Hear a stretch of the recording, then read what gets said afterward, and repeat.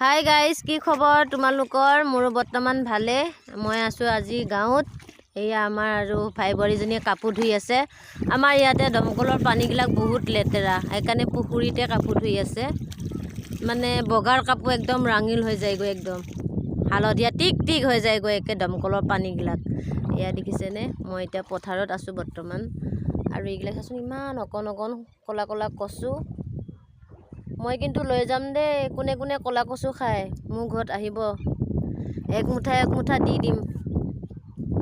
আৰু এই পানীগিলা চাচোন কি ধুনীয়া বতাহ দি আছে পথাৰত।